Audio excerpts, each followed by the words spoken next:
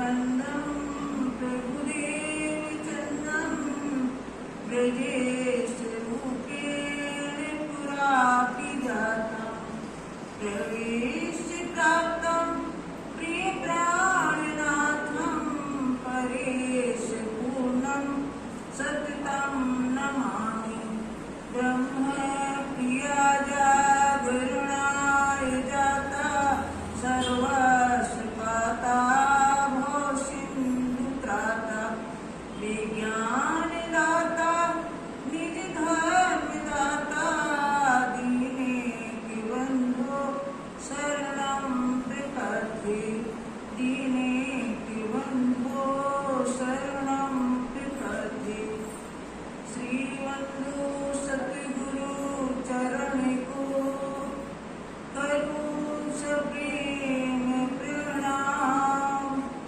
अशुभ हरण मंगल करण श्री देव चंद्र जी नाम श्री प्राणनाथ निज मूलपति श्री नीलराज सुनाम तेज कुंवर श्यामा युगल को पल पल करूं प्रणाम पल पल करूं प्रणाम प्रणाम करूं सब साथी को धर चरणों में शीश हम ना जान दया करो बुद्धि देओ किसीस बुद्धि देओ किसीस। प्रणाम। परम आत्मी सुंदरसा जी, ये जो प्रसंग हम सुन रहे हैं मित्र साहेब में, ये 4 महीने 12 सुंदर साल धर्म युद्ध छिड़ के लाल किला में थे। 4 महीने के बाद जब पत्रोत्तर होता है सिद्धि साहब जी से, सिद्धि साहब बोलने लगे कि हमारा ऐसा मन हो रहा है कि हम बाहर निकलना चाहिए और अन्य राजाओं को जगाना चाहिए और फिर उससे आप लोगों का हम मदद कर पाएंगे और सुंदर साहब की मदद कर पाएंगे। इस तरह से वहां से निकलते हैं कहाँ पहाड़ी से आमेर होते हुए सांगानेर होते हुए और कोरमंडल होते हुए फिर आगरा से महिला सुंदर साहब को लेते हुए उदयपुर पहुंचते। उदयपुर में मुकुंदास जी भीमदास जी थे। मुकुंदास लालू मसानी को समझाते हैं और समझाकर अपने निजानंद संप्रदाय में लाते हैं और बताते हैं कोरमंडल में सिद्धि साहब हैं, वो स्थान सही नहीं है, वो उनके रुकने लायक नहीं है, इसलिए उदयपुर में ही बुलाए। उदयपुर में बुलाते हैं सिद्धि साहब जी को। सबसे पहले लालू मसानी के भाई ने सुना तो बड़ी उमंग उत्साह में उसने अपने घर में पधरावनी की सिद्धि साहब जी। उसके बाद लालू मसानी के घर गए। लालू मसानी के घर गए तो वहां उन्होंने एक हवेली दी सुंदर साहब के रुकने के लिए और यहाँ फिर चर्चा का प्रवाह चलने लगा। चर्चा का प्रवाह चलते चलते यहाँ सब जो वहां का राणा था, राज सिंह राणा, उदयपुर का राणा था, राज सिंह उसका नाम था। उसके दरबार में भी कई पंडित रहते थे। सब लोग आते हैं, चर्चा सुनते हैं। इनकी सर्वदेशी चर्चा होती है, कभी वेद शास्त्रों से, कभी पुराण से, कभी ब्रज की, कभी राज की, कभी परम धाम की, हर तरह की चर्चा सिद्धि साहब करते हैं। आज यहाँ चर्चा हो रही है और पंडित आकर के सुन के चले जाते हैं और राणा से मन गढ़ंत बातें बताते हैं। चूंकि राणा का अनुकूल नहीं है और पंडितों पे विश्वास कर लिया कि ये जो कह रहे हैं सही होगा, इस तरह से ये चल रहा है वहां का प्रसंग। अब उसके आगे का हम सुने। कोई कहे बड़ साध है, कोई कहे बड़ साध है, कोई कोई पंडित तो कहते, कोई कोई लोग कहते कि ये बड़े पहुंचे हुए साधु महात्मा आए हुए हैं। इनकी अनंत लोचन, इनकी अनंत लोचन यानी इनकी हर जगह पहुंच है। चाहे वो वेद शास्त्र हो, पुराण हो, सभी का ज्ञान इनके पास में है। कोई कहे ये ठग है, और कोई कहते कि ये तो ठग है, जो अपनी बातों से सबको प्रभावित कर लेते हैं। इनो भेष धरा मोमिन, इन्होंने ब्रह्मात्माओं का वेश धारण करके आ गए हैं। और कोई कहते कि ये ठग है, सबको ठग लेते हैं अपनी बातों में। कोई कहे मुसलमान है, और कोई जब ये मोहम्मद साहब की बातें करते, सनंदे की बातें करते, तो कहते कि ये तो भाई मुसलमान है, तो उनके ज्ञान बता रहे हैं। भेजे हैं सुल्तान, सुल्तान के भेजे हुए आदमी मालूम पड़ते हैं। कोई अपने मन से ये अटकलें लगाने लगे, तुमको मुसलमान कर दे। और राणा राज सिंह को भड़काने लगे कि आपको मुसलमान बनाने के लिए हो सकता है औरंगजेब बादशाह ने इनको भेजा हो। कही वचन बिन पहचान, बिना पहचान के सब अनर्गल बातें करने लगे। कोई कहे कुरान पढ़त है, और कोई ये कहता कि ये हिंदू हो के कुरान पढ़ते हैं, कुरान का भी वाचन करते हैं। कोई कहे वेद कटेब, और कोई जिसने जो वाणी सुनी वो वैसे ही कहने लगा कि ये तो वेद कतेब के ज्ञाता हैं। इन भांत राणे आगे, इस तरह राणा राज सिंह के आगे सब ने अपना अपना मंतव्य, अपने अपने मन घड़त बातें कही। बात बतावे एब, ऐब यानी अंदर का जो अपनी कमी है वो छिपाने के लिए तरह तरह की बातें बताने लगे। राणे पंडित भेज दिए, अब राणा ने अपने पंडितों को जो दरबार में रोजंदार से थे पंडित, इनको भेजा कि इनके ज्ञान का पता लगा के आओ। जाए के देखो तुम जाके देखो इनका ज्ञान कहाँ तक है। वहाँ कैसी चर्चा होत है, वह कैसी चर्चा हुई है। वो जो आए हैं बड़े साधु महात्मा, वो कैसी चर्चा करते हैं, आप उस चर्चा को समझ के आइए। सुनाओ सारी हम, और फिर हमें सुनाना। वो तो आए बेटा रथू, वो पंडित तो आए पेटार्थ, यानी कि उनकी रोजी रोटी चलती थी राज दरबार से, और ज्ञान नहीं था उन्हें, बस वो तो पूजते थे। मतलब ये ऊपर की बातें दे दे करके और राणा को प्रभावित करते रहते थे। उनकी रोजी रोटी यहीं से चलती थी, तो वो पेटार्थ थी पंडित। इन्होंने ही काम आवत, इन्हें वेद शास्त्रों का ज्यादा ज्ञान नहीं था। देखी तो चर्चा बड़ी, देखी तो चर्चा बड़ी। इन्होंने देखा सुना कि बहुत सी भीड़ उमड़ रही है, और कानों से सुना भी कि जोरदार चर्चा करते हैं। क्या जवाब दोगे तुम, अब आपस में कहने लगे पंडित एक दूसरे को इशारे से कि अपन क्या जवाब देंगे वहाँ। यदि इनको अच्छा बताते हैं तो अपनी तो रोजी रोटी गई, हमें कौन पूछेगा। इस तरह से एक दूसरे पंडितों से पूछने लगे कि हम राणा के आगे क्या जवाब देंगे। और 40 प्रश्न भागवत के, शिव जी साहब जी ने 40 प्रश्न भागवत के लोगों को दिए, और 15 प्रश्न वेदांत के दिए। 15 वेदांत के सुनाए कान, 15 वेदांत के प्रश्न को सुनाए पंडितों की कि भाई ये राजदरबारी पंडित हैं, इन्हें ज्ञान होगा, ये जवाब बताएंगे। इन प्रश्नों की हमको, इन प्रश्नों की हमको इनका जवाब हमें दे दीजिए। कर दे वो पहचान, इसमें क्या है इन प्रश्नों में, इनका जवाब हमें दीजिए। जवाब न आया उनको, उनसे जवाब देते नहीं बना, दिया न जाए उत्तर, उनसे जवाब ही न बने, कोई उत्तर ही न बन पा रहा था। तब सब मिलके विचार ही, तब सब पंडित मिलकर के विचार करने लगे, करने लगे फिकर करने लगे, अपनी चिंता करने लगे कि अब तो अपनी रोजी रोटी गई, क्योंकि अपन से इनके प्रश्न ही नहीं बन रहे भागवत पुराण के। और ये तो इतने पहुंचे हुए पंडित हैं, वहाँ राणा को ये बात पता चलेगी तो अपन को तो निकाल देंगे कि भाई आप किस बात की रोजी रोटी लेते हो, किस बात के पैसे लेते हो। इस तरह से अपनी चिंता करने लगे। ये तो बुरे बैरागी, ये यहाँ उदयपुर में बुरे बैरागी आए हैं। ये जो संत महात्मा आए हुए हैं, इनकी टोली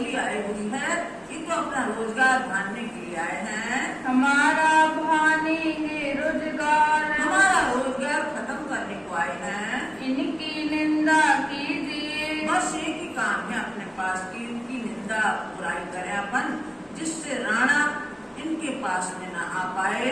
तुम सब मिल हो खबरदार। सब पंडितों को सावधान कर दिया कि भाई अपन को अच्छी बातें नहीं करना है, वहाँ इनकी बुराई करना है, निंदा करना है। इनका बड़का ब्रह्मा।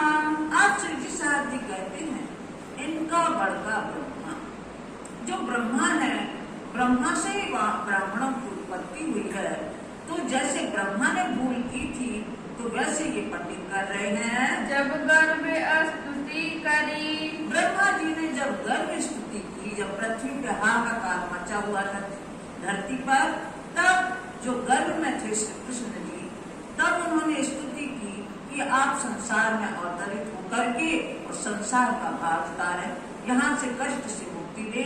तो गर्भ में उन्होंने पहचान लिया था। फिर परीक्षा आया देखने। और जब साक्षात आ गए, वो बाल लीला करने लगे, बच्चों के साथ खेलने लगे, तो फिर उनकी परीक्षा लेने के लिए आ गए, परख करने के लिए कि कैसे पूर्ण ब्रह्म परमात्मा है। तो उन्होंने बछड़ों को छिपा दिया, ग्वाल बालों को छिपा दिया, और फिर देखा कि फिर बछड़े तैयार, ग्वाल बाल तैयार। इस तरह परीक्षण लेने के लिए आ गए थे। भूल बड़ी दिल धरी। ये भूल उन्होंने बड़ी दिल में रखी, वो पूर्ण ब्रह्म परमात्मा को नहीं समझ सके। गर्भ में पहचानिया। गर्भ में तो पहचाना कि जब माता के गर्भ में थे तब उन्होंने स्तुति की थी और पहचाना था। भूल गया बाहर। और बाहर आके भूल गए कि अरे ये बच्चों जैसे बाल लीला कर रहे हैं, कहीं किसी का जूठा खा रहे हैं, कहीं माखन खा रहे हैं, कहीं कुछ कर रहे हैं। ये पूर्ण ब्रह्म परमात्मा नहीं हो सकते। सो भूल याद लो। सो आज तक संसार में वो भूल चली आ रही है। सब में भाई जाहिर। सब में जाहिर हुई जो उनके वंशज है, यानी कि उनके चला आ रहा है ब्राह्मणों का परिवार। ये ब्राह्मण जो चले आ रहे हैं वो भी इसी तरह की भूल करते हैं। दूसरे जो ऋषिश्वर। और जो दूसरे किस्सा है ऋषिश्वर का, ऋषि मुनि जंगल में यज्ञ कर रहे थे, श्री कृष्ण के लिए ही यज्ञ कर रहे थे, लेकिन वो कर्मकांड से ही यज्ञ पूजा कर रहे थे। उनकी पत्नियों ने खूब पकवान बनाए, सब बनाए कि सब जब संपन्न होगा ये सब पाठ पूजन, सबको भोजन कराया जाएगा। और श्री कृष्ण के ही निमित्त बना था सब। तो अब श्री कृष्ण बछड़े चराने गए। श्री कृष्ण ग्वाल बालों ने कहा भाई भूख लगी है। श्री कृष्ण तो जानते थे कि यहाँ यज्ञ हो रहा है और मेरे लिए यज्ञ हो रहा है, तो जाओ उनकी वो जो कर रहे हैं ऋषि मुनि यज्ञ, उनसे लेके आओ, वो कुछ ना कुछ देंगे तो अपन खाएंगे। करते थे जगन। वो यज्ञ कर रहे थे, अन्न मांगया दिन पे। उनसे जाके इन्होंने अनाज की मांग की। वे रही कर्म में मगन। वे तो कर्म कांड में लीन थे, तो उन्होंने ध्यान नहीं दिया कि अरे ऐसे आए होंगे, तो उनको लौटा दिया। पहचाना इनकी स्त्रियों ने। जब बार बार गए श्री कृष्ण के पास, बोले उन्होंने तो कुछ नहीं दिया, अब नहीं जाते हम लोग। तो फिर उन्होंने कृष्ण जी ने फिर भेजा कि जाओ आप उनकी पत्नियों के पास जाना, उनकी स्त्रियों के पास जाना, वो अवश्य देंगी खाने पीने की सामग्री। भाई शोभा ज्योतिना। जब वो उनकी पत्नियों के पास गए, ऋषि पत्नियों के पास गए, तो उन्होंने पहचान लिया श्री कृष्ण के सब ग्वाल बाल हैं, उनके मित्र हैं। उन्होंने टोकरों में भर भर के जितनी सामग्री बनाई थी सब स्वयं पहुंचा दी कि चलो हम पहुंचा देते हैं, और उन्होंने पहुंचा दी। आज तक संसार में उनका नाम सबके आगे लिया जाता है। ऐसी ऋषि पत्नियों ने पहचान लिया था कि उनके लिए भी यज्ञ हो रहा है, उनको ही हम ना दे तो जा करके देती हैं, तो सब वो स्वीकार करते हैं और आज तक संसार में उनका नाम लिया जाता है। आज लो ब्रह्मांड में। इस ब्रह्मांड में ऋषि पत्नियों का नाम आता है। चर्चा होते आगे मोमिना। मोमिनों के आगे, ब्रह्मात्माओं के आगे उन ऋषि पत्नियों की चर्चा होती है। प्रभु बड़का इनका। इसी प्रकार भृगु ऋषि हो गए। भृगु मुनि ने भी देखा संसार में किसको पूजा जाए, कौन बड़ा देवता है। ब्रह्मा विष्णु महेश तीनों का परीक्षा ली जाए। अब भृगु मुनि जाते हैं, शिव जी के पास जाते हैं, ब्रह्मा जी के पास जाते हैं, देखते हैं कि भाई इनके अंदर तामस है और ये तो ब्रह्मा जी और नहीं कुछ कर पाएंगे। दोनों की परीक्षा लेने के बाद फिर आते हैं विष्णु भगवान के पास।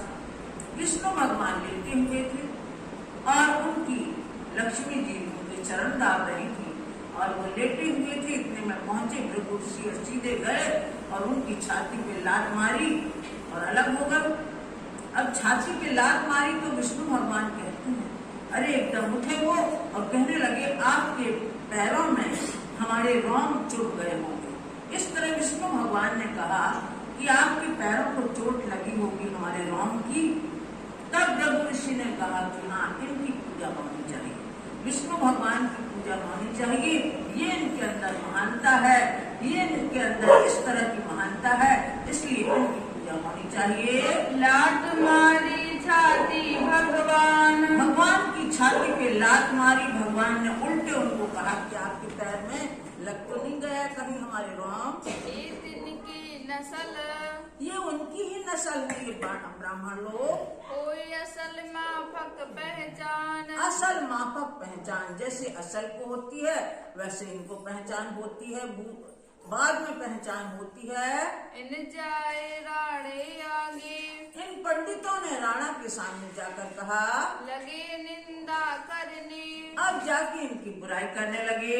ए बैरागी किसी ना काम के, ये बैरागी जो अपने शहर में आए हुए हैं ये किसी काम के नहीं है। कबहू ना देखिए ने, इनका मुंह कभी नहीं देखना चाहिए, इनके पास नहीं जाना चाहिए। और दूसरा अंकुर, और दूसरी बात, राणा का अंकुर नहीं था, उसमें पात्रता नहीं थी कि वो ज्ञान ले सके सिद्धि साहब जी से।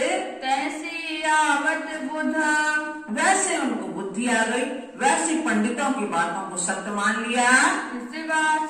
राणे को, इसलिए राणा को कछु ना भई सुधा, कछु न भई सुध, कुछ भी ज्ञान नहीं आया उन्हें। यों करते एक दिन, ऐसा करते करते एक दिन राणा चला ताल पर, तालाब वो झील है वहाँ, उसमें महल बना हुआ है, तो वहाँ जाते हैं जिसको तालाब करके कहा गया है। श्री जी साहिब जी तहाँ चले, श्री जी साहब जी भी वहाँ चले। उस तालाब के किनारे वो भी एक हवेली लेके रहते हैं।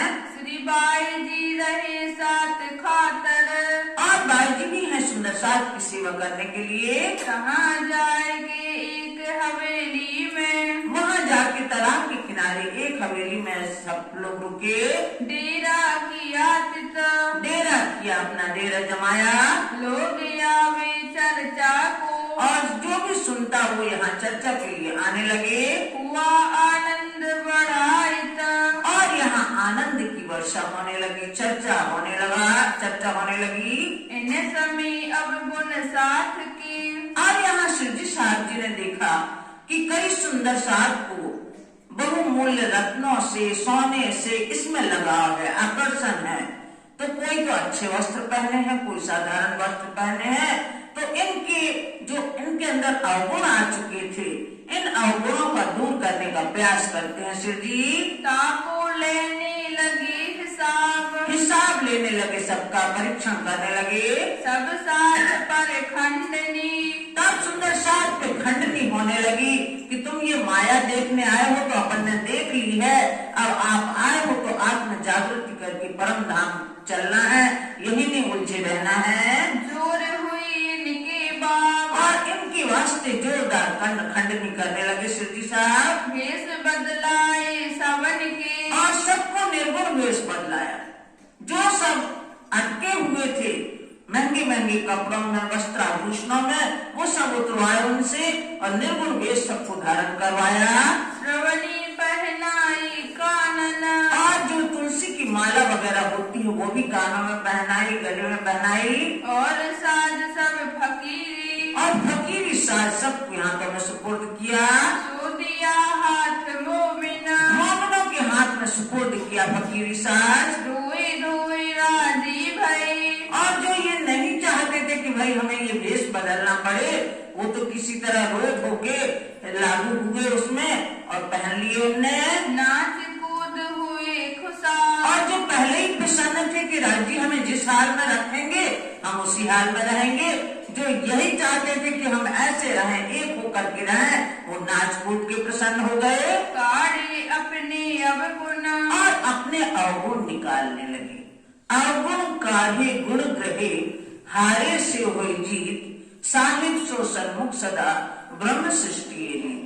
तो हमें अपने अवगुण देखना चाहिए। तो सिद्धि साहब जी ने सबके अवगुण दूर किए, जिस तरह से इनका गुणों का प्रवेश इनके अंदर हो सके, जो ब्रह्म सृष्टि को सिद्ध कर सके कि यही ब्रह्म सृष्टि है। ले जबराइल संग हाल और ले जबराइल संघा, सिद्धि साहब जी को जोश आ गया। जबराइल जो फरिश्ता है जोश का, वो आया सिद्धि साहब जी के ऊपर। इन समय दयाराम और कौन सी वाणी उतरी?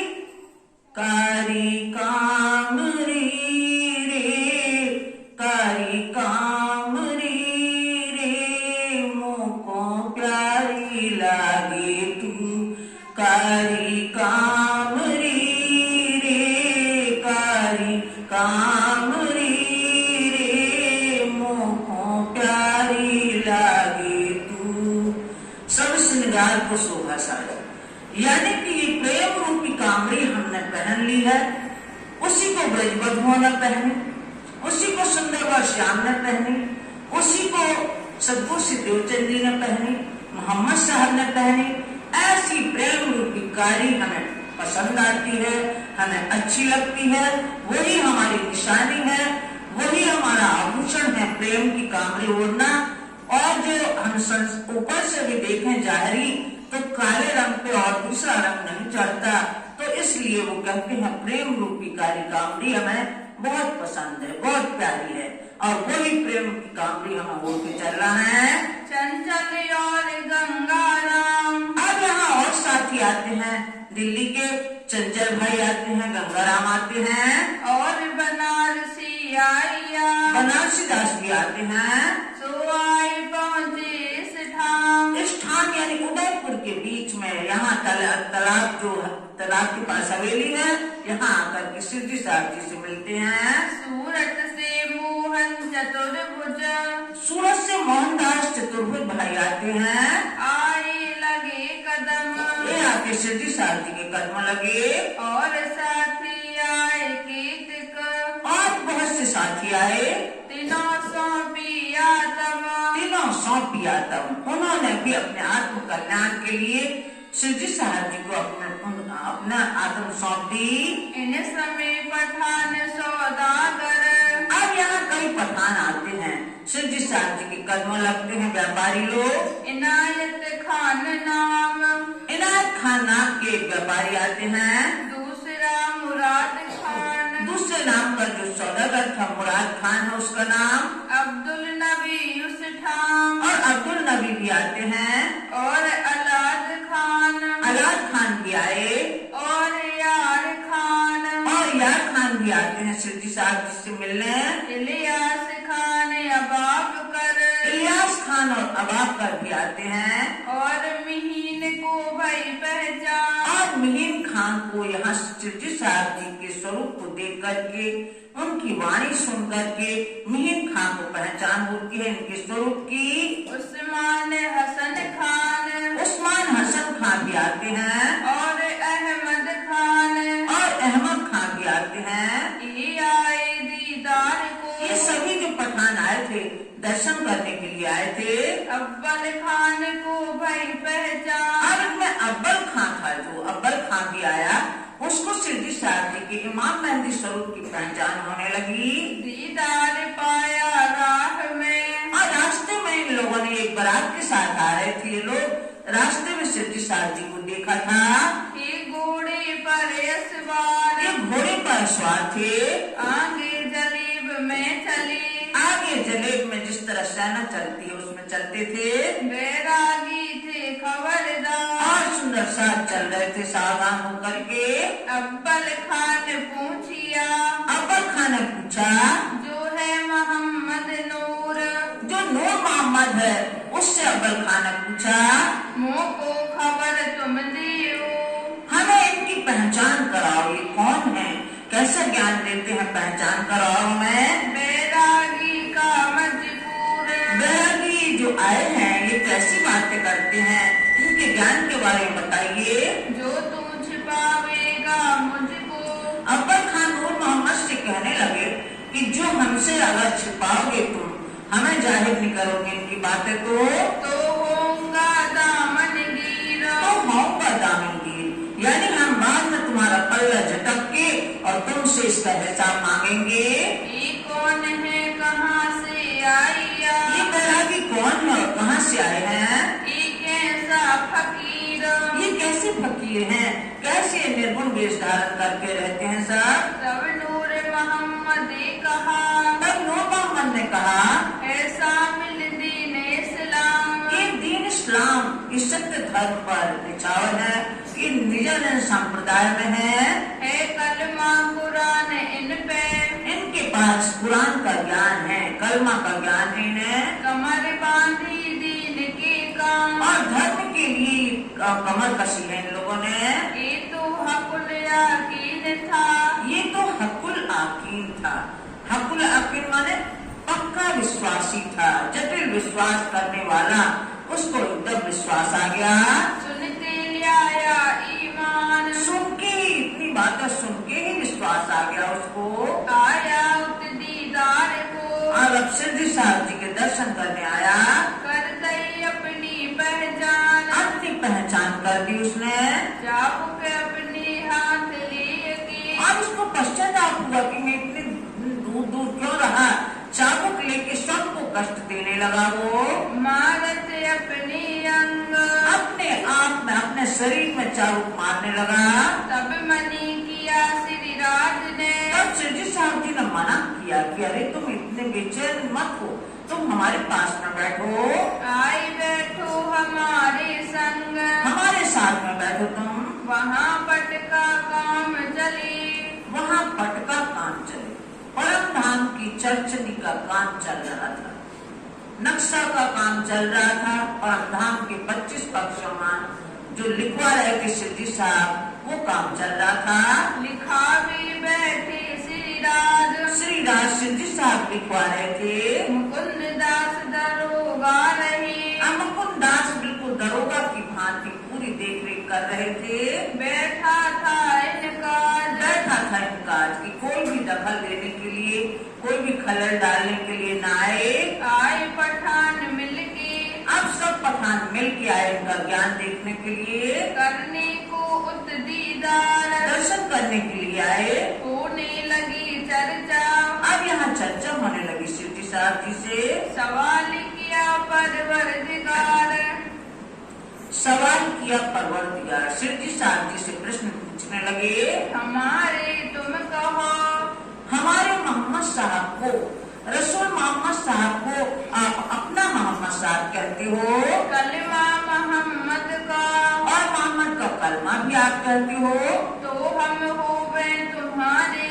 यदि आप मोहम्मद साहब को अपना कहते हो, यदि आप हमें कलमा सुना दें तो हम आप पे विश्वास कर लेंगे।